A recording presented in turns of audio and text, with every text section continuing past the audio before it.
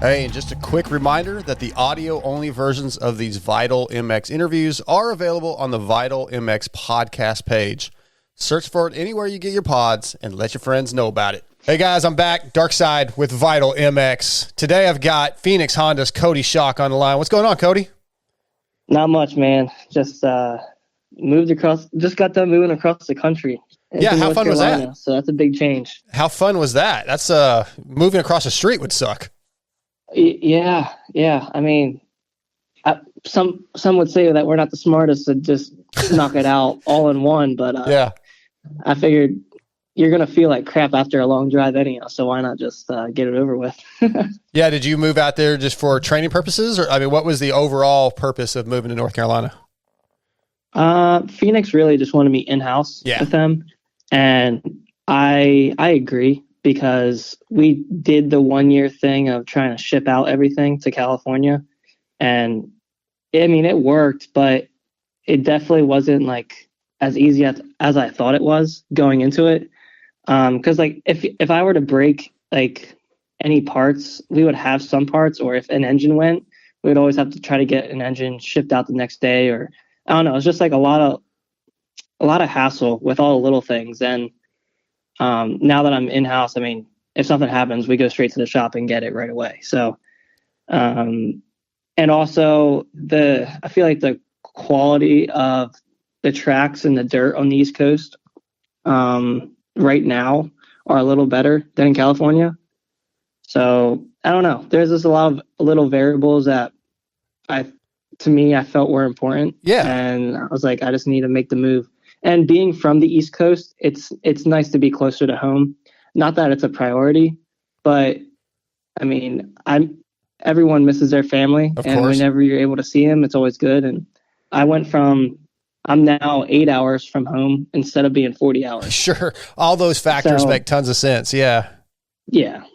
And for those listening, Coty and I talked before we started this thing. Michael Lindsay has a long form interview coming up with Coty. So we're just checking in with Coty right now with the season getting ready to start, but look for a long form interview with Coty coming soon from Vital MX and Michael Lindsay. Well, how has your summer been for you? Are you feeling healthy? Y'all healed up and ready for that final push into Supercross? Yeah. I actually just got cleared from the doctors last week. Oh, wow. So okay. I got cleared the day before I moved, which was nice. Yeah. But yeah, no, I feel good. Obviously, like I'm 100% recovered. I'm still trying to get back into on the bike shape. In the gym. I'm pretty good. But obviously in the gym and on the bike's two completely different things, but I'm not far off. I feel good. It's just after any surgery that you have or any injury, it's never going to feel the same. You know? Right. So my knee feels strong. I can rely on it. I'm really confident in it, but it just that normal day to day, like just walking without anything like lingering, it always comes up just a little bit. It reminds me like, hey, like you had something pretty big happen. So like be easy on it. So I'm still dealing with that, just trying to not think about it. But fortunately, like riding, I don't think about it at all. It's like when you're on the bike, you only have one task, and that's just to go as fast as you can and be the best version of yourself. And when the adrenaline kicks in, all that, it's like everything else goes out the window and you just focus on the task. But it's like anytime I get off the track, it's like, okay, like it's still there. So let's not try to be dumb about all this. Yeah, that's good to hear. And for those that don't remember, Coty had a big injury this year at the Dallas Supercross, Arlington. Again, Michael is going to get into all that, the mental recovery, like the mental, dealing with it mentally and physically and all the things you've been through. But you had knee surgery. You just kind of explained that you're starting to feel good again. Just kind of talk about Phoenix. Phoenix helped you out. Phoenix Honda picked you up last year after 2021. You had a really great season, a breakout season, a lot of people would say. Fantastic results. Phoenix picked you up. And then they kept you right through the injury. That just to kind of talk about the team Phoenix having your back. Yeah. I mean, it sucked because I was so excited to be on board with Phoenix because they're a really established team and they're going nowhere. And I knew it was like I was secured, Right. Like it's always good to know that you're riding for somebody that's behind you. And having the number 37, I really wanted to prove that I could do it again. And I mean, I got 2 rounds in, and it's crazy how one crash can change a whole year. So I didn't really get to do much, but no, we just kept in touch throughout the year. And I was told by Eller, just, hey, focus on getting healthy. And I mean, see how you feel when you get back on the bike, and then we'll be in touch. So pretty much like I went through physical therapy with Aaron at Pacific Pro Therapy, and I crushed it. And I got back on the bike, and I was like, man, I still feel good. So I was talking to Heath Harrison and David Eller. I was like, look, like I can still ride. Like I'm not afraid to do this, because I mean, I'll get more into it, but like after an injury, everybody mentality changes a little bit. But for me, it's like, no, like I'm gonna get better from this. I'm gonna learn from it. So,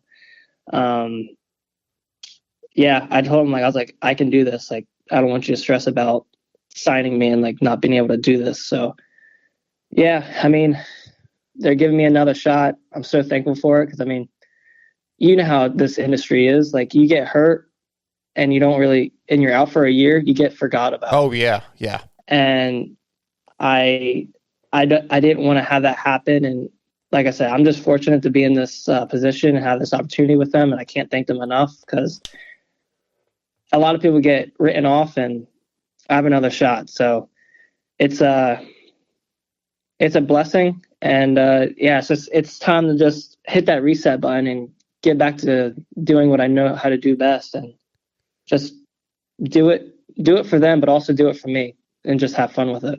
Great to hear. Yeah. It's good that you have that. You would kind of have to feel like you'd be digging yourself out of a hole if you were also looking for a ride, so yeah, mentally that's got to be a bonus. You kind of just touched on that. What about your expectations? Do you have set goals, expectations for 23, or are you still, it sounds like you're still very much in the building process? I'm definitely still in the building process, but I still have my expectations, and they're the same expectations that I had for this season. Okay. I expect to do really well in the 250 East Supercross series. I would love to do better than what I did in 21. And then same thing with outdoors. I want to do what I did in outdoors, but maybe a little bit better. I just want to keep progressing. I did well, but I'd like to be a little bit more consistent with those same results. And then overall, it'll lead to a better result in the series standing. So I would like to match what I did in 21, and if not, do better to show progression. So obviously being off this year, out of the groove a little bit, but I'm pretty adaptable, and I know I'll be able to come right back to where I was. And I'm not stressing that one bit, because I know what I can do on a motorcycle. And yeah, I don't know, like if I'm comfortable and I'm gelling with everybody on the team, which I already do, and I'm having fun on it and I feel comfortable, we'll be fine. So, I mean, that's just like with every other rider. It's like, it's all mental. And I was in a deep hole this year, and I'm climbing myself out, and it's just all about perspective. So I'm just trying to keep a positive outlook on everything, and just get ready to get back into the swing of things. What do you think the key is to being more consistent? Is it the mental side, or are there other factors? Just not pulling those bonehead moments, like sometimes we always risk it, and is it worth the risk? Sometimes, but generally it's not. So it's just trying to be more consistent on let's get this start, and focus on me, not focus on me and then get scatterbrained out on the track and focus on trying to catch somebody. Like, just focus on yourself. And because there's so much that happens and that we think about when we're out there on the track, and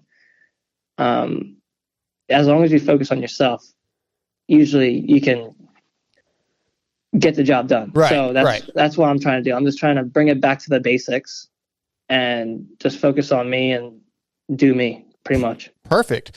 I want to shift gears just a little bit. I recently interviewed Andy White from FXR, and I was asking him about how they choose to advertise. And he kind of went into talking about teams like FXR Chaparral and helping particular riders like yourself. And he mentioned how good you were at promoting them on social media. Is that something that comes very naturally to you? Is it something that you realize as not being like a $1 million factory rider that you kind of have to push your social media to show support for your sponsors? Yeah, I find it kind of easy, but I mean, my thing is if you like what you're doing, or I should say, if you love what you're doing and like who you're representing, it's easy to just give a shout out, or just make a post and just constantly tag them. And I've been even being with FXR, Andy, Brad, Milt, all those guys over there, like I loved being with them. They're such a great group of people. And I was under FXR and like I love the brand, but I also love the people behind it. And I feel like it's easier to represent a company when you enjoy the people behind it more than the product. You know what I mean? Yeah, of course. And I always try to just form a personal relationship. And like I said, I love those guys. And I mean, I love the people that I'm dealing with now, everyone over at Phoenix. And it's just easy. Like I said earlier, if you love what you do, it's easy to do things. And I don't ever want to have to feel like I have to advertise for somebody. Like if I love it, I'm going to just do it naturally. And people are going to see that I enjoyed doing what I'm doing and just go from there. Yeah, that absolutely makes sense. I think that people can see, like you said, sense that in you, that's an honest post and honest feeling. So I dig that. Well, Coty, I know this was kind of a short check-in, but like I said, Michael Lindsay's got a long-form one coming up with you. Just want to see how you're feeling after the move and getting back on the bike. And Supercross is going to be here before we know it. So we're looking forward to big things from you. Yeah, I look forward to big things from me too. Nice. But, no, it'll be a fun year just awesome. To get back in the groove and just keep it fun. Yeah, well, I appreciate you having some time for us this morning, and I look forward to hearing and reading the long form Michael Lindsay's working on. So, man, thank you for checking in with us. Yes, sir. You take care. All right, you too.